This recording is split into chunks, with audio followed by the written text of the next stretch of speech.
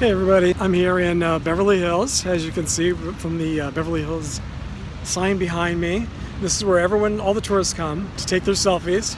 And the Beverly Hills sign has appeared in dozens of movies and TV shows over the years, so I'm starting my tour of Beverly Hills filming locations right here.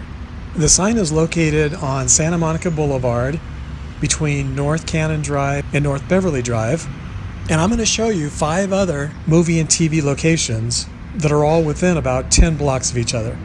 And they're all just a block or two off of Santa Monica Boulevard.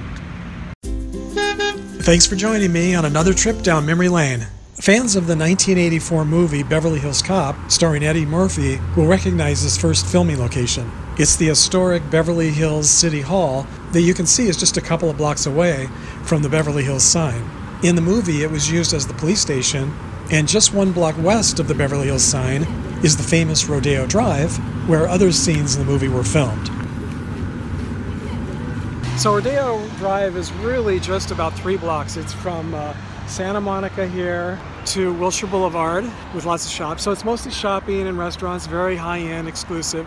And this is where other scenes were filmed for Beverly Hills Cop. Those scenes were filmed on Rodeo Drive, south of Santa Monica Boulevard. And now I'm going to show you a famous house that was used in a couple of movies, as well as a very popular TV show. And the house is just located a couple of doors north of Santa Monica Boulevard on Rodeo Drive. Most people think of Rodeo Drive as being a fashionable shopping street, which it is, but north of Santa Monica Boulevard, it becomes a residential street. It's called the O'Neill House. Now, this has been in a number of movies and TV shows. Beverly Hills 90210. I know it appeared in at least 1 episode of that TV show. And Breathless with Richard Gere, and 8 Million Ways to Die with Andy Garcia. So if you know of other movies that it's been in, please feel free to mention them in the comment section down below. It'd be great to know if there's others that I've missed. Now here's a view from behind in the alley that you might recognize from the movie Breathless with Richard Gere. As you can see, the back of the house is even more interesting than the front of the house. Isn't that great? Especially like the mushrooms there up on the top. Mushrooms on the top of the roof. So anyway, this is like I say, the O'Neill House. That's what it's called. You can find it online. There's lots of information about it, and as I said, it's been in TV shows and movies. And I just wanted to stop by. So if you happen to be here in Beverly Hills, across the street on Rodeo Drive shopping or eating or sightseeing, you might want to just come across the street, just right across Santa Monica. And the first house, well, maybe not the first house, but it's 2 or 3 houses in, and you can see the O'Neill House. I forgot to mention in the intro that all of these filming locations are located within the famous 90210 zip code. And all of them are either located on Santa Monica Boulevard or within a block or two. And Santa Monica Boulevard is the old Route 66. Rodeo Drive and Route 66 are 2 of the most famous streets in the world, and they intersect right here, just a block from the Beverly Hills sign. I don't know about you, but whenever I think of Route 66, the last thing I think about is Beverly Hills. I normally think of old historic roadside attractions and old gas stations in the Midwest. Beverly Hills is the last thing that comes to mind.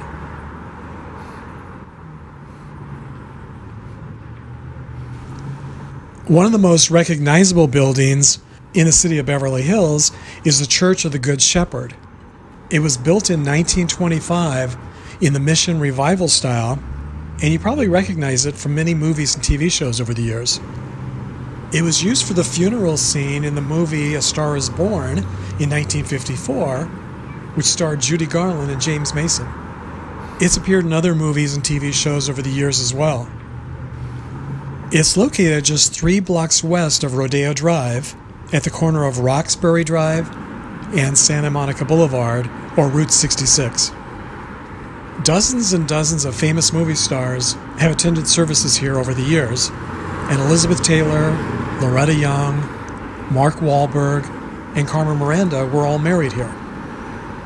Famous funeral services here have included Rudolph Valentino, Carmen Miranda, Gary Cooper, William Frawley, Pier Angeli, Jack Haley, Alfred Hitchcock, Vincent Minnelli, Rita Hayworth, Danny Thomas, Ava Gabor, Mary Fran, Don Adams, Merv Griffin, Zsa Zsa Gabor, and Frank Sinatra.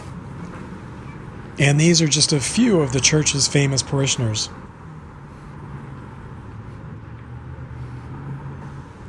The next house I'm going to visit is called the Spadena House, or the Witch's House. It's one of the most famous homes and landmarks in Beverly Hills. I read that this house appears in at least one silent movie. It also appears in the 1995 movie cult classic Clueless, starring Alicia Silverstone. It's a short but important scene as you see her walking down the street in front of the house. The house is located on the corner of Rodeo Drive and Carmelita Avenue, just 10 short blocks west of Rodeo Drive. I walked here in about 10 minutes. And if you're not sure you're in the right place, just look for all the tourists stopping to take selfies in front of the house. And it's just 1 block north of Santa Monica Boulevard, or the old Route 66, and this actually is the type of roadside attraction you would expect to find on Route 66. Back in the silent film era, this is one of the very first silent film studios, built this on their lot. The studio went out of business and someone bought this home and moved it here to Beverly Hills. I'm not sure exactly where the studio was located, if it was Hollywood or Culver City, somewhere, nearby. I mean, this is just so beautiful and so unique. I mean, it's very storybook. Looks like a Hansel and Gretel house. Very storybook style. And all these years I've known it was here, and I've always wanted to come by it, but I've never done it until today. So I wanted to share it with you, and I'm glad I did. It's even more beautiful in person than I've seen in pictures. Since I happen to be here on a day when school is in session, I'm not going to do much filming, but for those of you who are fans of the movie It's a Wonderful Life, I wanted to at least drive by Beverly Hills High School, which is just a couple of blocks south of the Witch's House on the other side of Santa Monica Blvd, and show you where the very memorable swimming pool scene was filmed. And this is also where dozens of very famous people have gone to high school. There are many other famous filming locations nearby, but today I just wanted to visit the locations that were on the old Route 66 or within a block or two away. I was looking through some old photos the other day and came across this one of me standing next to my very first car. It was a Ford Fairlane, and I believe this was 1970, and I had driven up to Mount Baldy here in Southern California with a couple of friends. It got me thinking about other road trips that I took as a kid with my parents and grandparents and with friends, and about the road trip that I'm planning to take this summer along Route 66 back to Chicago, back to St. Louis. Then I started thinking about all of you who watch this channel, and I wondered if any of you have photos of yourself with your first car.